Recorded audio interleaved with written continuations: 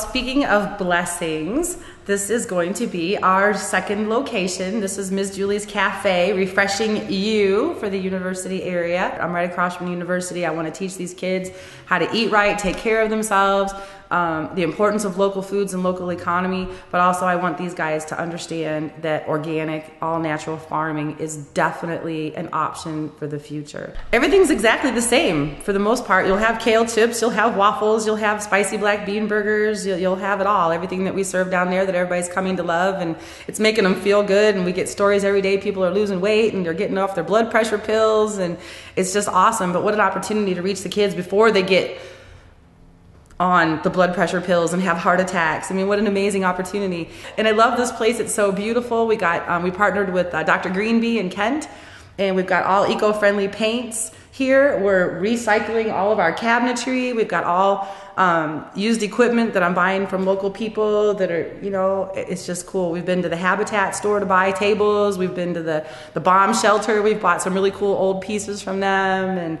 it's just beautiful to see people working together. Plant Kingdom Bakery will be selling their stuff out of here also that they make at our place, and the kids are all excited for their hemp seed energy bars and treats to come to downtown. So we'll have a nighttime crew following my recipes that I've created, so everything is, you know, healthy and authentic and good, and I know what's in it. We don't even have a bad ingredient in the building, so they couldn't make a mistake if they had to.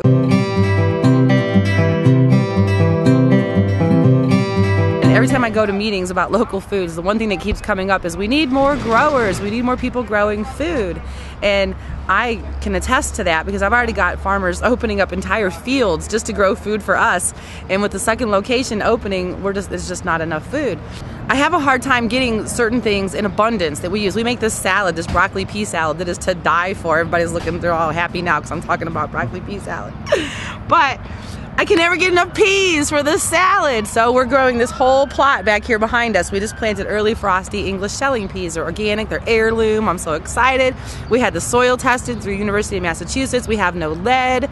We've put in all kinds of compost and organic materials. We compost everything from the farm, all our vegetables.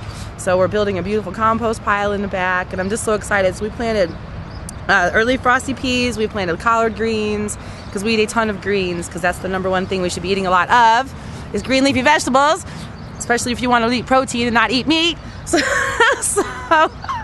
we planted collard greens and kale. We planted lettuce already.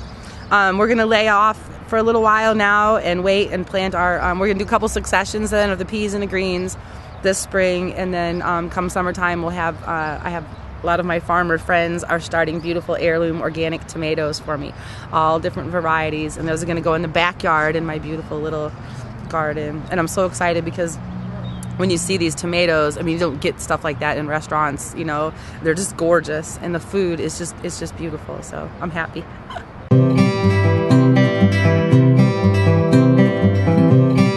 Truly Reaching You is our organization, and we are a new partner with Miss Julie and her kitchen. And this house is our property, is Truly Reaching You property, and so is half of this the grass area lots here. And so we started the relationship with rental to Miss Julie of the house for a place for both to live as well as to raise the vegetables that she can't get well elsewhere, is what she's really trying to grow here. We are a reentry organization working with men and women coming out of incarceration and addiction, and we provide housing for them as well as employment skills training. So we're entering into a new venture with Julie on employment skills training, where we're going to be a second shift crew for her in her kitchen. We have a team leader starting up and 4 ladies who have been a few years out of incarceration and still can't find work. And so we'll be training them in Julie's kitchen and cooking along with Julie, and being able to supplement her staff. Work with men's re-enter back into the community for the past 13 years, providing employment training skills in construction, home remodeling, as well as commercial lawn care and commercial cleaning. So actually what's going on here today is we're remodeling this house. This is a house, one of our houses that have been donated to us. We found out that there was a family that was in need of housing, but they also wanted to have area for gardening. So we thought, wow, this is the perfect house. Julie would be the perfect person for this. because they're seeing people that have hit bottom, are sick and tired of being sick and tired, and now become better employees than anything they can find off the street.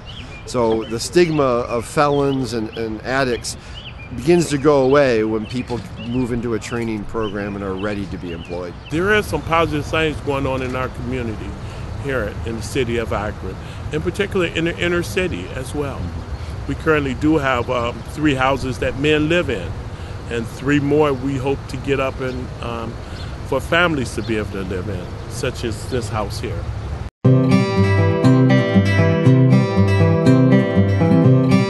12 years ago, I was a 350-pound diabetic with heart disease, and I was miserable and fat, sick, and nearly dead, as they say. And my mom had found the Hallelujah Diet and watched her get well of ulcers and bladder infections, and she lost some weight, and she was all happy and excited and eating salad, and I couldn't keep up with my mother, which was not cool. So I listened to her after I had my heart attack. I listened to my mom, and I had to humble myself, and she taught me how to do this and eat a vegan diet, and most importantly, I learned how to take my catering experience about making food taste good and translate it over to these vegetables that I didn't like.